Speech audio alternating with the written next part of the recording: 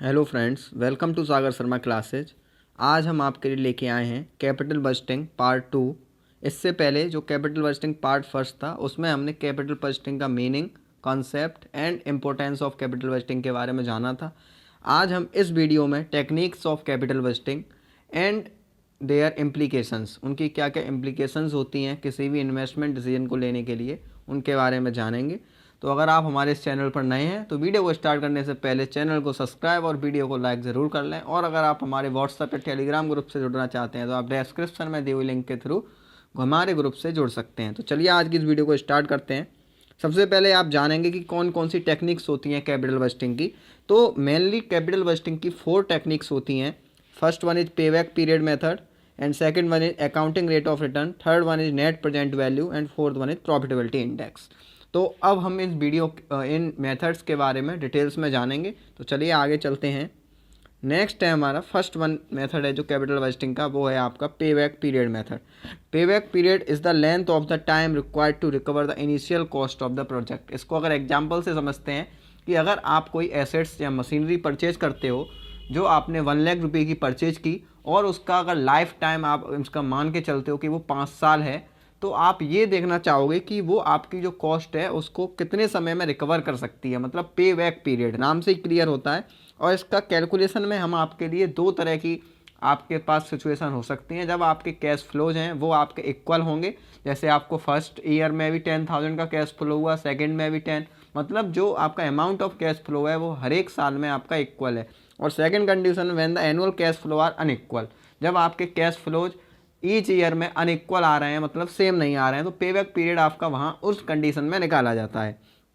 अब हम बात करेंगे इस मेथड्स के क्या क्या मेरिट्स होते हैं अगर कोई भी फर्म पे बैक पीरियड का यूज कर रही है अपने कैपिटल बजटिंग की टेक्निक के रूप में। तो ये एक तो सबसे सिंपल मेथड होता है कैलकुलेट में, क्योंकि इसमें जो डिस्काउंट फैक्टर है उसको कंसीडर नहीं किया जाता है। और लिक्विडिटी इंडिकेशंस बताता है। ये लिक्विडिटी इंडिकेशंस को बताने के लिए बहुत इंपॉर्टेंट मेथड होता है। ब्रेक इवन, इससे जो पॉइंट है वो अपना फर्म इजीली डिटरमाइन कर सकती है।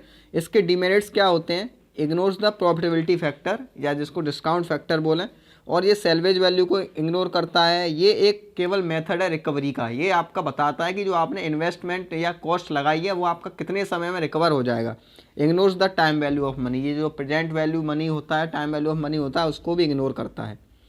अब जो आपका एक्सेप्ट और रिजेक्ट क्राइटेरिया कैसे करते हैं पे बैक पीरियड के बेसिस पे, आप किसी प्रोजेक्ट को कब एक्सेप्ट करोगे ऑन द बेसिस ऑफ पे बैक पीरियड, वो यहाँ पर आपका है जब एक्चुअल पे back period is less than the predetermined pay back period. जैसे आपने सोचा होगा, जो भी आपका फाइनेंस मैनेजर है, कि हम इस एसेट से अपना जो भी कॉस्ट है उसको 4 साल में रिकवर कर लेंगे, लेकिन पे बैक पीरियड आपका 3 साल है, तो इस केस में वो आपका एक्सेप्ट होगा प्रोजेक्ट, क्योंकि pay back period is less than the predetermined pay back period.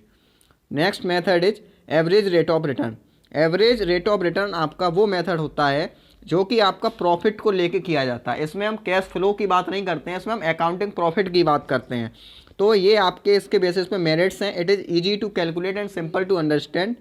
Second one is it is based on the accounting information rather than cash inflow. यहाँ पर जो अकाउंटिंग नेट प्रॉफिट है उसकी बात की जाती है। It is not based on the time value of money, it consider the total benefit associated with the project. It ignores the time value of money, it ignores the reinvestment potential of a project. ये इसके disadvantage हैं। Next one is accept और rejection criteria क्या होता है? If the actual accounting rate of return is more than the pre determined required rate of return, the project would be accepted. ये कह रहा है कि अगर एक्चुअल आपकी अकाउंटिंग रेट ऑफ रिटर्न है वो आपकी ज़्यादा है pre determined required rate of return से, तो आपका जो प्रोजेक्ट है वो एक्सेप्ट किया जाएगा। अब हम बात करेंगे जो हमारा नेक्स्ट मेथड है प्रॉफिटेबिलिटी इंडेक्स मेथड। ये भी एक इंपॉर्टेंट मेथड होता है कैपिटल बजटिंग का, और ये भी एक इजी टू कैलकुलेट मेथड है। इसमें हम क्या करते हैं, इसको हम कॉस्ट बेनिफिट या बेनिफिट कॉस्ट रेशियो भी बोलते हैं। इसमें हम प्रेजेंट वैल्यू ऑफ मनी है उसको कंसीडर करते हैं। इसका फॉर्मूला आपका सीधे सीधे होता है present value of cash inflow upon present value of cash outflow, या उसको अगर हम इन्वेस्टमेंट भी बोलें कैश आउटफ्लो को तो वो भी आपका बोला जा सकता है। अब हम बात करेंगे इसके मेरिट्स क्या होते हैं। मेरिट्स, इसमें एक goal of maximising the shareholder wealth. इस मेथड में आपका एक गोल होता है maximising the shareholders wealth. It uses cash flow, ये कैश फ्लो को यूज करता है ना कि अकाउंटिंग प्रॉफिट को।